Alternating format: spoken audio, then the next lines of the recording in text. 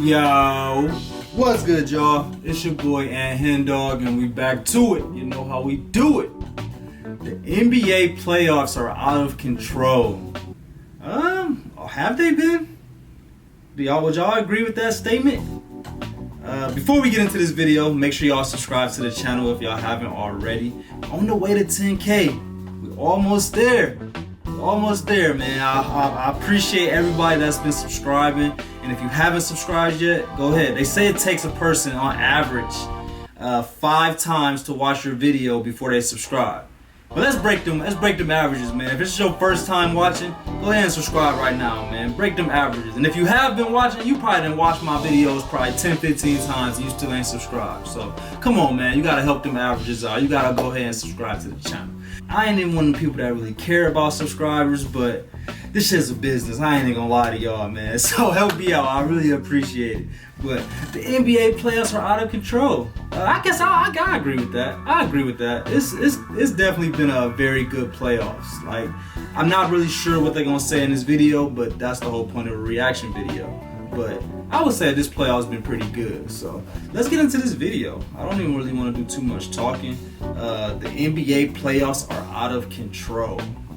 Let's get it. 2,802. This is the total number of players to ever play in an NBA playoff game. From the best to ever do it, to some players you've probably never even heard of. Among those 2,802 players, 164 of them never scored a single playoff point. A few of these players include a man named Fatty, Basketball Hall of Fame coach George Karl, and his son Kobe Karl, and a guy named Jeff Halliburton, whose most notable accomplishment was being Julius Erving's cousin. In fact, here is every single player to ever suit up for a playoff game in the history of the NBA, sorted by points per game. 2,802 players throughout the NBA's 75-year history. They're all here. Here's Bulls legend Alex Caruso in the 1,144th spot. Here's Bimbo Coles in the 816th spot. He's not really relevant here. I just wanted to say his name. Here's Horace Grant. He played a lot of playoff games, but wasn't the greatest scorer. Here's Manu Ginobili. He played in even more playoff games and was a slightly better scorer. But you won't get into any real all-time great scoring territory until you get into the top 150 on this list. Scottie Pippen lands just outside of that threshold at 17.5 points per game at the 152nd spot. Keep climbing and you'll find Kevin Garnett, Klay Thompson, Jimmy Butler, Dwayne Wade, Jason Tatum, and all the way at the top, you'll find the greatest playoff scorers in NBA history. We're Kobe. LeBron James, Jerry West, Kevin Durant, Allen Iverson, and of course, Michael Jordan. Michael Jeffrey scoring Jordan. average so outrageous that even in the grand scheme of the entire history of the NBA, the gap between him and everyone else is massive. This graphic took an excruciatingly long time to make. My head is pounding, and I hope it was all worth it, because there's actually only 2,801 players on this graph. There's one player missing. There he is. The one and only player to challenge Michael Jordan's godlike scoring at the highest stage, Luka Doncic. The kid is making history every time he steps on the court, and he's just getting started. One of many unbelievable facts about this year's NBA playoffs. Alright, so before we start getting into this video and the rest of the playoffs, what is y'all take on Luka? Let me know how y'all feel about him. I'm actually curious to see what the fans think about Luka Doncic. Me personally, I think he's a very, very, very great player. He's a generational talent. There's not going to be too many people like him.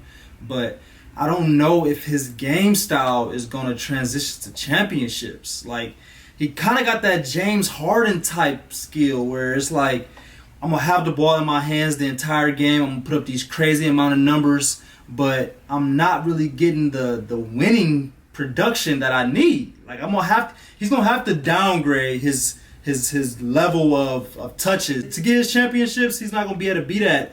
I'm gonna hold the ball, and the only time other people gonna touch the ball is when I'm double teamed or I'm passing it to them for an assist. I don't think that you can win a championship like that. But that's how I feel about him. Let me know how y'all feel about him. Again, I say he's a super great player, but that's my take on Luka Doncic.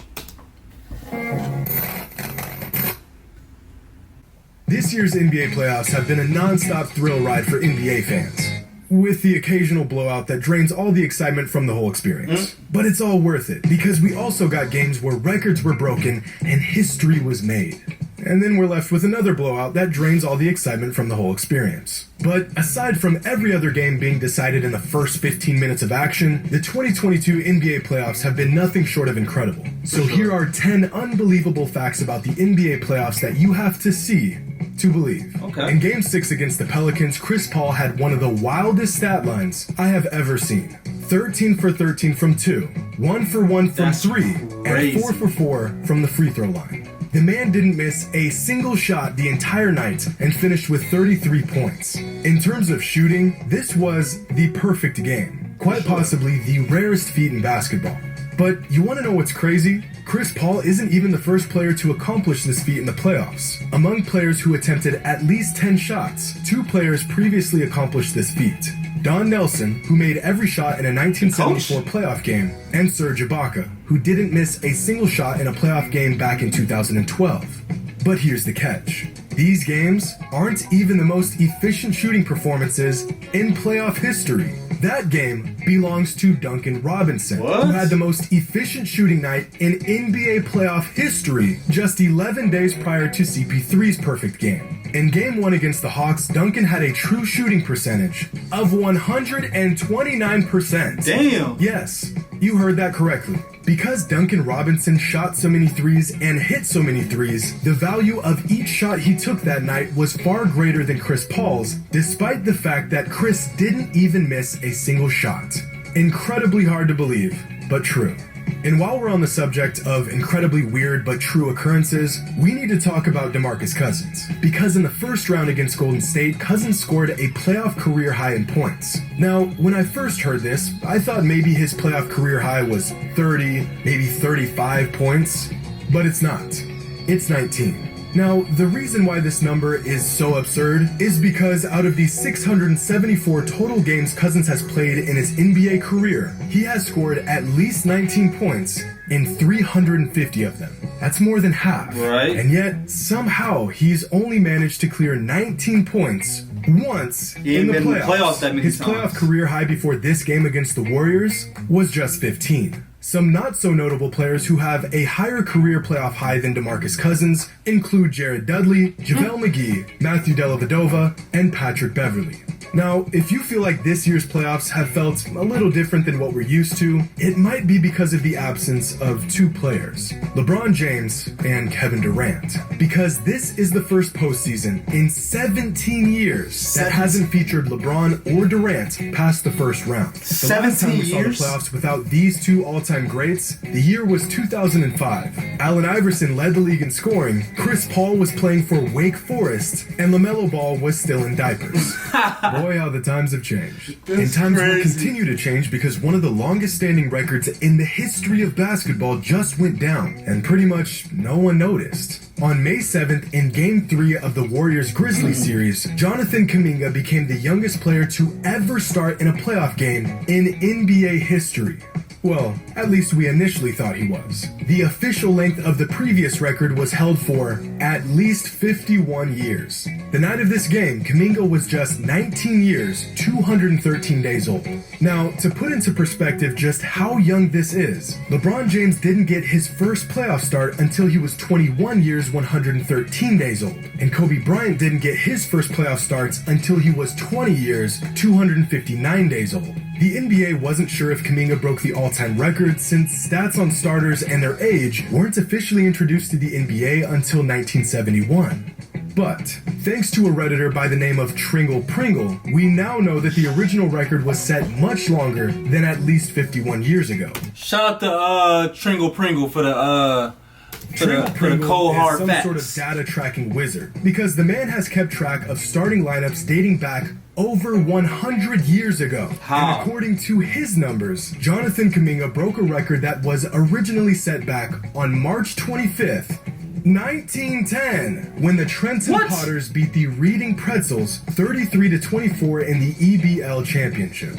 Yes, there was once a professional basketball team by the name of Reading Pretzels. The Pretzels starting forward in that playoff game was a player by the name of Hein Blessing, who was just 18 years and 362 days old. which means that, as far as I'm aware of, Jonathan Kuminga broke the longest standing record in the history of recorded basketball. And I guess that's pretty cool.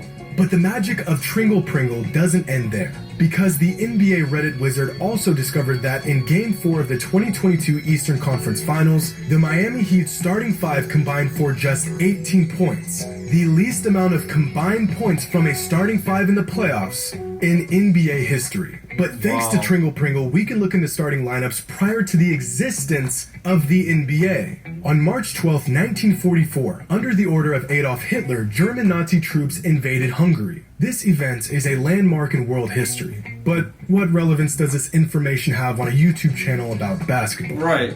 Well, Game 2 of the 1944 NBL Finals was also on March 12, 1944. And in this finals matchup, the Fort Wayne Zollners defeated the Sheboygan Redskins 36-26. And on that night, the Redskins starting five combined for just 18 points. Which means that the last time a starting five combined for just 18 points, Adolf Hitler was in rule of Germany. Wait. That's cool and all that he can get all these old school facts, but how the hell did the Miami Heat starting five only score 18 points? Kyle Lowry had 3 points. First of all, I don't expect Kyle Lowry to do much besides just be out there and he'd be fat and just be Kyle Lowry. But how did Bam only have 9 points and how did Jimmy Butler only have 6 points? Like, that's ridiculous, man. That's on them two. No way should they only be scoring 15 points in a game, in a playoff game. Like, that's terrible, man. Come on, Miami. The Miami Heat somehow managed to play worse than any starting lineup since World War II.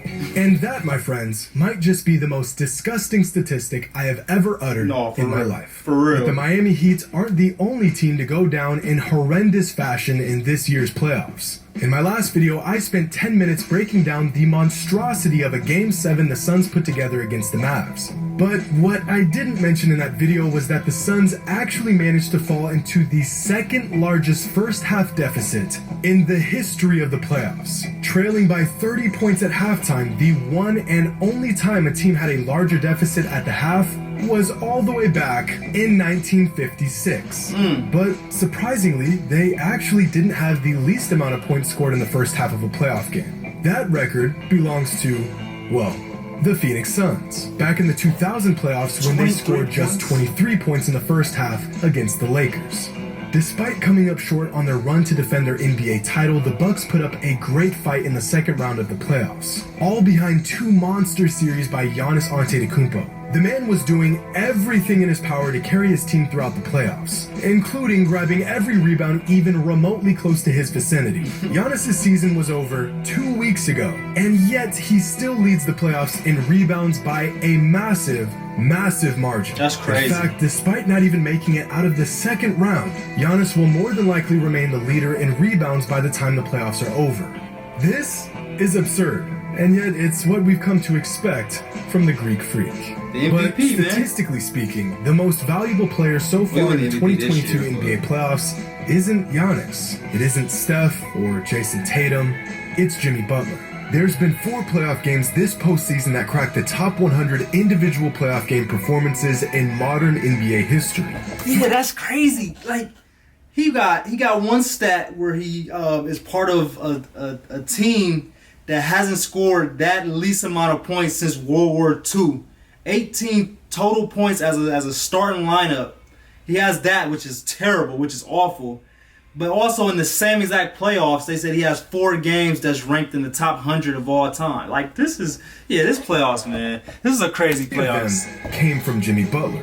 At the moment, Jimmy Butler leads the playoffs in value over replacement, offensive box plus minus, total box plus minus, player efficiency rating, win shares by a mile, and win shares per 48 by a mile. The man is leading the playoffs in every single major advanced statistic. There's no real name for this accomplishment, but it's impossibly good. In fact, here's a list of every single player in NBA history to accomplish this feat in the playoffs. Kareem, Jordan, LeBron. That's it. Jimmy Butler is playing at a level that only LeBron James, Michael Jordan, and Kareem Abdul-Jabbar have ever played at in the NBA playoffs. Impressive. So it's settled. The NBA Mount Rushmore is LeBron, MJ, Kareem, and Jimmy Butler. And I refuse to accept otherwise. Because these are 10 facts about the 2022 NBA playoffs that you had to see to believe. Hope you all enjoy. And as always, until next time. Until next time. Peace out, Jimmy.